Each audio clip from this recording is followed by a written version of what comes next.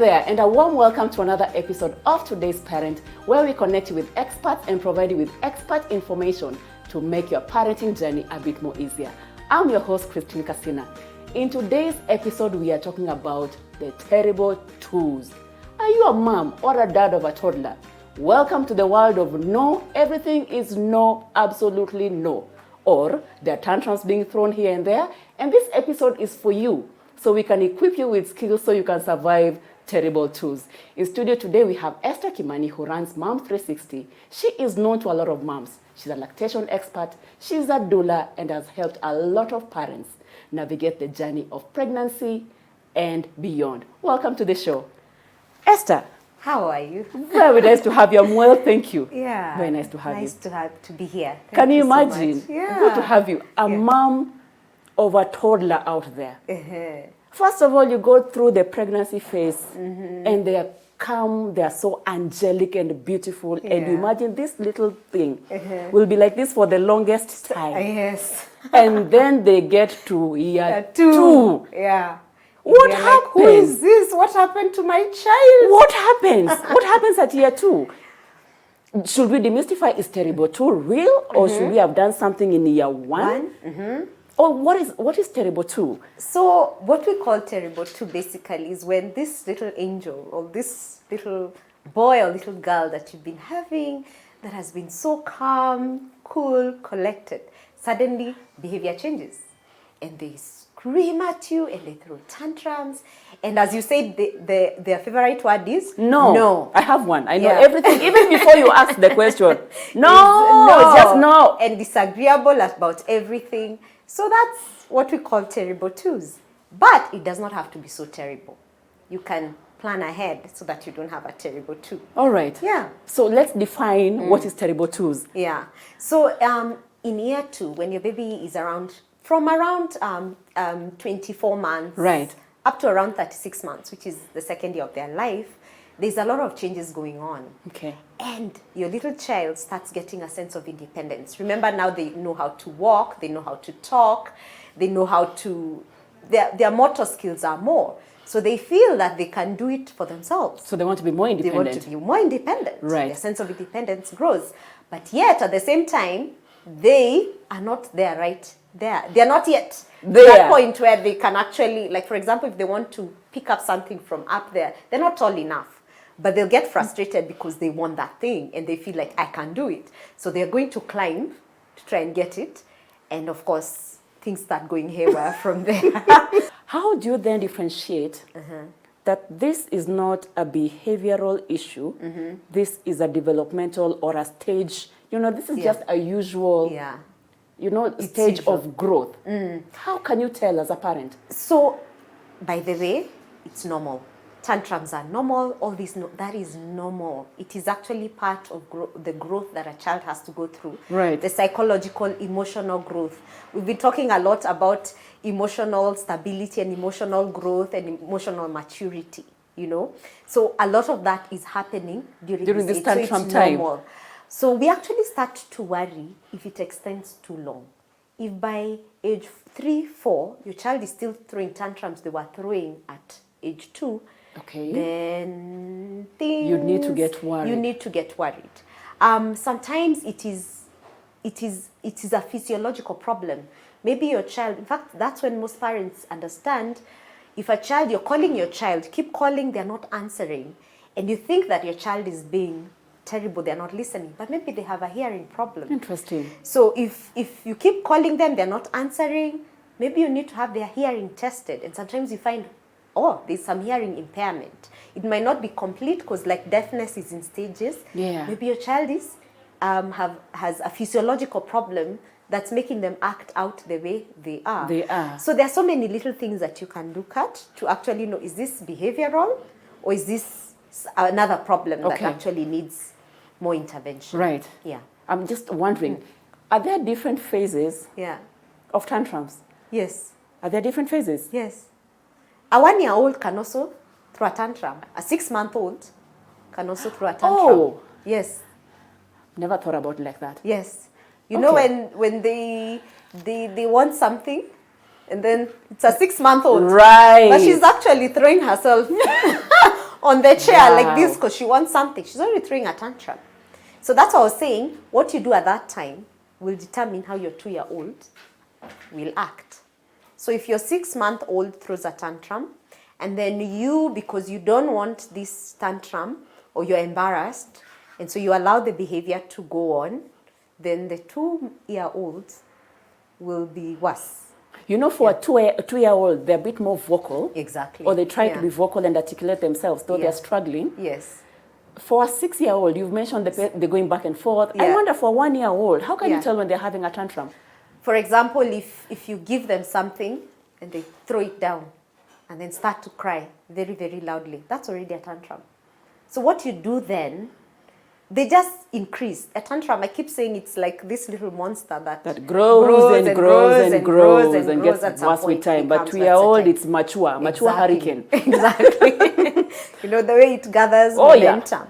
So what you start doing right from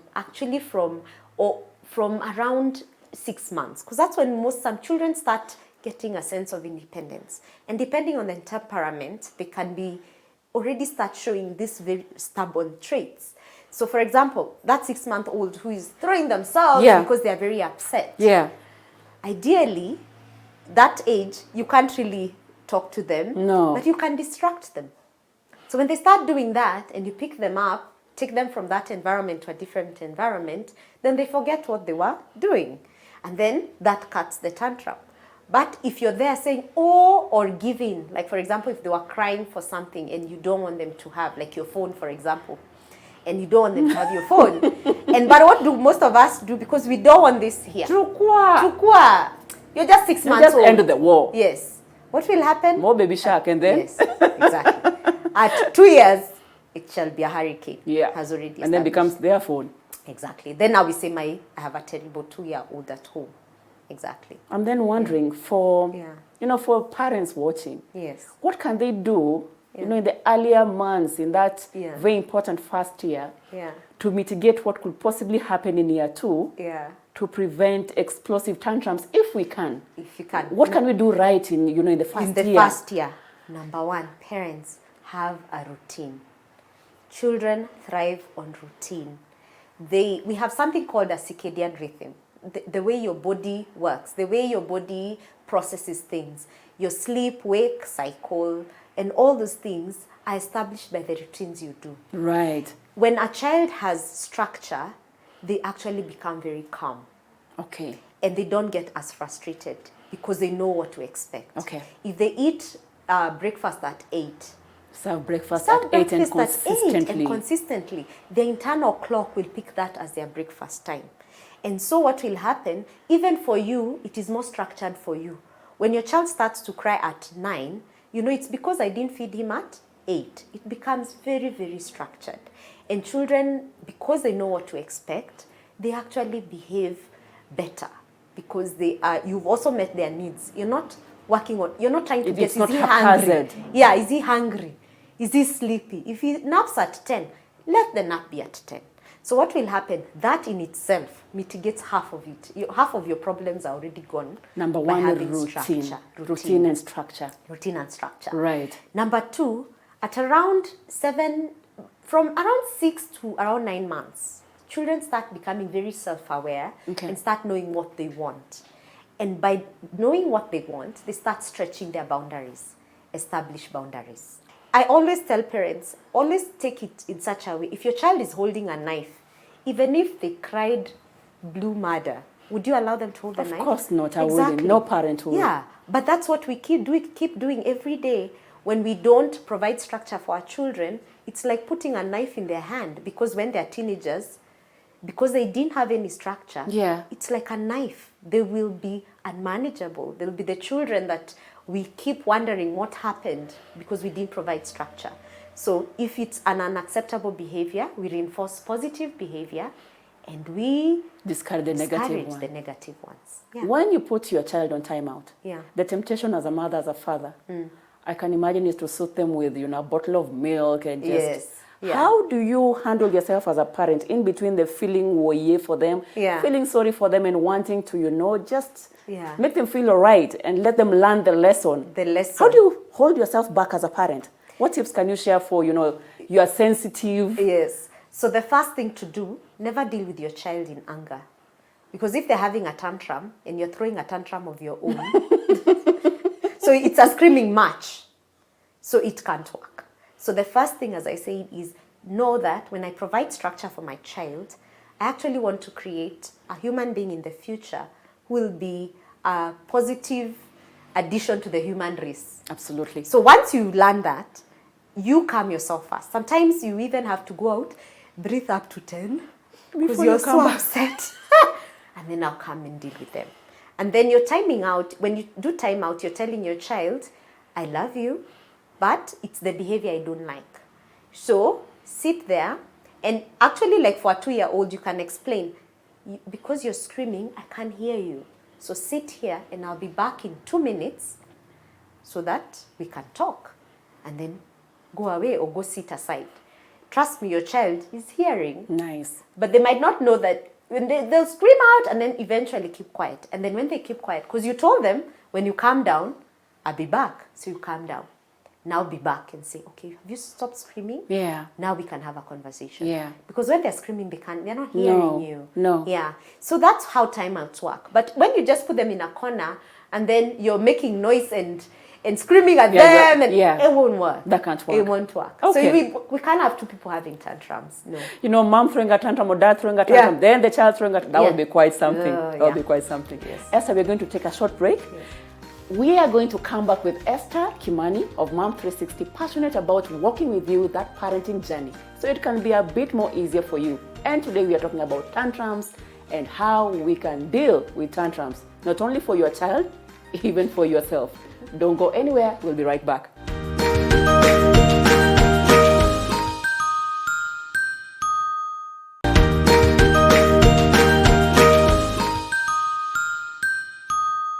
Welcome back to today's episode of Today's Parent, where we are talking about toddlers and tantrums. In studio today, we have Esther Kimani, who's seen so many parents struggle with this, and she's here to share tips on how we can manage tantrums and manage ourselves. Welcome back to the show.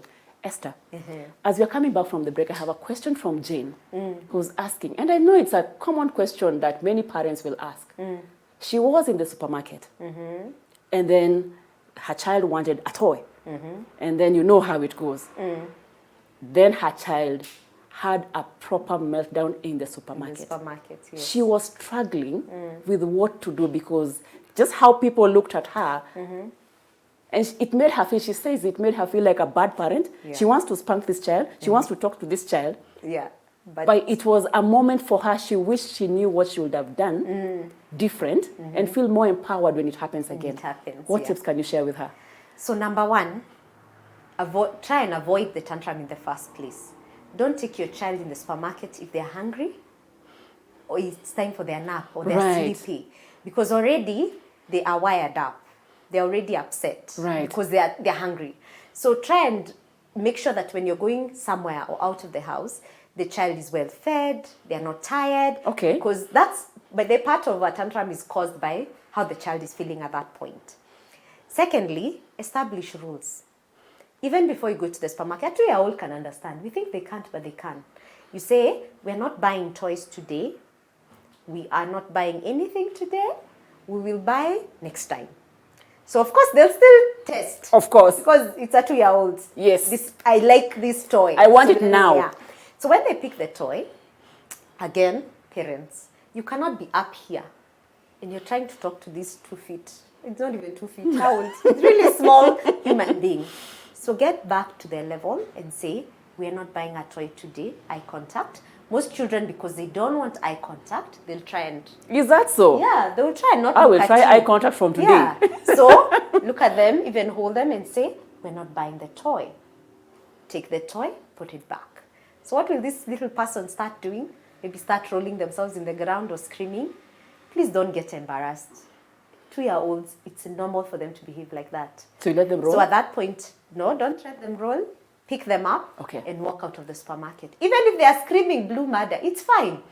And don't even be apologetic. Just walk out. Remove them from that environment. Or you'll be having to pay for things because they've broken things. Yeah. So sometimes it takes you to remove them from that that situation. Remove Right. them, Right. take them outside, let them calm down, and then tell them, we're not buying the toy. And then guess what? Go back into the supermarket. And finish what you are doing. Finish what you are doing. You know, But you make don't it sound give in. so easy. I know it's not I was easy. waiting for you to say the Yeah. solution is don't go with your child to the supermarket. No, but you need to teach them. Of course. They need to learn. So take them when they're in they're not hungry, Yeah. they're not Yeah. tired. Yeah. And then let that be. Every time your child misbehaves, it's a time to teach them. We used to have a word with my children when they were growing up. It was OPP. OPP means other people's property. Other people's property. Yeah. So I tell them that's other people's property. Don't touch. Don't touch. And if that became even when they learned how to talk, they'll say, OPP? I'm like, yes. Wow. And then sometimes I'd say, no, today it can be ours. So pick it up, we go, we pay, and then it's yours. So it's also not no all the time. You can also have times when you tell your child, yes. And that won't confuse them. No, because then they learn there are times mommy says yes. Yeah. And there are times mommy says no. Because sometimes they grow up Yeah. thinking, mom will say no, even before they even ask. before I ask. Mama atasema no, hata usiulize. Yeah, exactly. So let it be an opportunity. Okay. And even pass by that time, like Jane, pass by where the toy was. And then you say, that one, not the today. temptation. I know. But for most of us, we run away from conflict Yeah. and we run away from that. Yeah. And that's why your child, or we give in. We take the toy and go pay for it. But what have you taught your child? That if I scream loud enough, I can get what They're I going want. to give it to and me. guess what? With that, there'll be an adult who throws tantrums, because adults throw tantrums too. The adult who make a big fuss, like the MPs, they make a big fuss. And we give it to them. And we give it to them. So they get the raise they wanted. Yeah. No. So we want to raise better human beings for the future. Yeah. Yeah. All right, let's go back. I'm sure that answers Jane and any Yeah. other parent who's struggling. Am I going with my kid next time to the supermarket or Yes. not? Yes. The only way is to face the situation and find a way out to empower yourself. Yes. Like you say, stay firm Yes. and don't give in. And don't give in. And don't give in. And don't get angry. Because as I said, if you're both throwing a tantrums, it doesn't work. Yeah. So you have to understand, this child is not doing it to make you angry. They're just trying to control their world. Yeah. So if you get angry, then it doesn't work. And your child now responds to your anger rather than your being calm. Right. So I'm always like, sometimes, yes, you're very upset. Just breathe up to 10, then now calm down to the baby's level, and now deal with the tantrum head on. I hear you. Yes. Share with us other tips when it comes to tantrums. Yes. How can we do better as parents? As parents. So number one, don't run away from it, because that's what we do. Sometimes you even call the nanny, kuja mchukue, take them. No. So first of all, get down to your child's level. If they are at a place where they can harm themselves, remove them. Yeah. Take them to a separate space where they will just leave them. If they're in a place where you think they're not harming themselves, ignore it. Don't feed the tantrum. So you're saying, someone was telling me my child cries for 2 hours. Is it possible? Yes, because you're feeding it. You're like, Baba, keep quiet. Yanaza. Why are you crying? Then they start rolling over Now they feed it. But you know what? If you just even don't look at them, totally Like they're ignore not them. there. And they're not there, and continue. You can say it once. Say, I'll talk to you when you keep quiet. And then totally ignore it. After a minute, they'll say, oh, okay. They're not Now, even noticing I because am. children want their parents' attention. That's true. They'll be like, okay, I need to stop crying so I can get back my parents' attention. And then when they stop crying, you tell them, very good, you've stopped crying. So you're reinforcing the quietness. You're not reinforcing the cry. Yeah. So when they stop crying, you even give them a hug. You tell them, I'm proud of you, you've stopped crying. That is very nice. Now, what did you want? Use your words. Use your words, exactly. And then when they do and then if they're now throwing things, they have this habit of throwing things, you will tell them, no, remove them from that environment. Take them to a place where they cannot harm themselves, they cannot throw things. And then when they are calm, you tell, I'll be back. Now, it's because they are not feeling heard, they're not feeling understood. Yeah. So ask them, why did you throw that? What were you feeling? Esther. Yes. I know you are raised by African parents. I know. Me and you both. I know. And you speak Yes. like you're not speaking to the rest of Yes. us. I'll explain. Yeah. The temptation to To spank just that. spank that child. But and that's why most people say, na chapa, hakuna kitu inaendelea. I'm even surprised by And the you can- people say they spank the children. Yeah. It's so rare. Yeah. But we spank. I spanked myself. I spanked my child. I feel guilty But when I do will it. not, I will spank when I'm explaining, and I will not spank in anger. And I'll say, you threw that, so I'm going to spank because you threw that slipper. And then I'll spank, and then I'll say, okay, I love you, and I'll hug them. And then I'll say, now, will we throw that? Why did we throw it in the first place? Wow. So it is explaining. And you're able to become like that all the Yes, time. Exactly. I count up to 10. Breathe in and out. Yeah. Count up to just 10. Breathe. Count to 10. And then now get down. Because actually when the way our parents, I remember my mom spanking me sometimes, I didn't understand. Why are you even beating me? It was a war. Yeah. And then you run away from your mother because you don't know. With this spank, because you don't understand. Yeah. It doesn't create behavior modification. No, even Yeah. an area, a place where you can Yeah. have a communication. Yeah. Communication and explain And yourself. explaining yourself. But when you actually, you will actually learn very fast that when the child is going through a tantrum, that's not the time to talk to them. Either remove them from the situation, take them to a quiet place, if it's in a public place, or ignore them, if it's in a safe space, or now put them down next to you and hold them until they calm down. Right. Because when they're not calm, it won't work. So they need to be calm. Secondly, keep to your routine. If your child is hungry, you can't You had feed them. mentioned that. That's You why had they mentioned are that. crying. So You had keep to mentioned your that. routine. Distract them. Sometimes you can tell when a problem is about to come. Yep. If you see that ball and you know they are going for them, pick them and say, let's go for a walk. Even before they get to there, children have a very short-term memory. They move to something Yeah, else. they move to something else. So distraction works very well when you distract them before the tantrum event starts. Right. So there are different ways that you can deal with it. But tantrums basically are ways your child is just trying to express themselves. So allow them also to express themselves. Also, don't be the no parent all the time. As I said, choose your battle.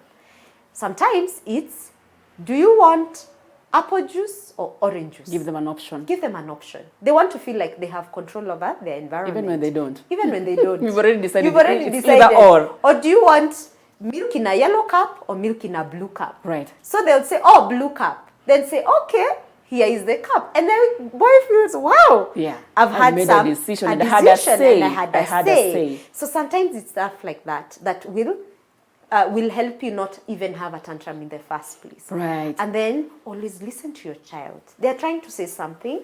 They might be 2.5, they might not have information, but after the tantrum is over, sit down and then still reaffirm your love and affection for them. Right. Give them a hug and then tell them, why were you screaming? Now tell me. Use your words, as you were saying. Use your words. Then he'll say, you're not listening to me. They'll never actually tell you, you're not listening to me. And say, why do you feel like I'm not listening to you? Because I want that toy. And then you say, but that toy, that's not a toy. That one can hurt you. Can you choose another toy instead? Yeah. How do you tell as a mom or dad that this is not a normal tantrum? I need to get extra help, that I need intervention. Yeah. How do you know when you've gotten there? So and what help is out there? So if a child is harming themselves, self-harming or harming others, so you'll find a child who literally bangs their head until they start bleeding, or they will come and punch you and nothing seems to calm them. So sometimes violence, if there's violence, that could be a trigger that something is amiss and you need extra help. Sometimes if you're calling your child and you have almost to scream every time, you have to scream for them to respond to you. Sometimes it's some hearing impairment. So if you notice that I always have to use very high levels of my voice for my child to hear, they could have some hearing impairment where they're not able to hear the lower decibels. So you need to actually seek help, have a hearing test. Right. It's a simple test that will tell you if your child needs some help. Right. If it's going on past 3 years, 3.5, 4 years, these tantrums are still very, very, they're there for so long, then you do need to seek help. Okay. And for most times, it's psychiatric help. that will help you. You need to see a child psychiatrist or a child psychologist that will be able to guide you and will be able to do some other tests to rule out if this is a problem. Sometimes we have the children with the autistic range, which is a spectrum. Those children do throw tantrums because they are very frustrated. They cannot be so misunderstood. Exactly. So that child is handled differently. But for most times, at home, you're able to deal with your child and your child is able to calm down. And as your child learns how to speak out, then the tantrums reduce. Right. Yes. Thank you so much, Esther, for coming to share. Thank you. I know there's a mom. I know there's a mom there. There's a dad out there who just wants to know how to connect with you and ask you some questions. How can a mom or dad connect with you? Where can we find you? So Esther the Doula on all platforms. Okay. Facebook, Instagram, Twitter. All right. Esther the Doula. Okay. Yes. All right. Yeah. Thank you so much once again. Thank you for having me. Keep doing the awesome job. I never thought, as a mother of a toddler, there could be stuff I could be doing wrong. I have learned from you, and I know there are moms and dads who are watching who've also learned from you. Thank you so much for your time. Okay. And with that, we come to the end of today's episode of Today's Parent, where we talked about toddlers and tantrums. I hope you found these tips to be insightful to help you manage better, even the next time you go to the supermarket. We had Esther Kimani in the studio today. If you want to connect with her, she has shared her contacts. Feel free to send us an SMS and we'll find a way to connect her to you just in case. I have been your host, Christine Casina, and this has been Today's Parent, where we are normally at Little Cribs, the home of fun, exciting, and durable kids furniture. Make sure you check them out. If you're looking for parenting information, go to www.supermamas.co.ke and we'll make sure that the information is as empowering as you need right now so you can be the best mom and the best dad that you can be. Stay tuned. We look forward to having you next time.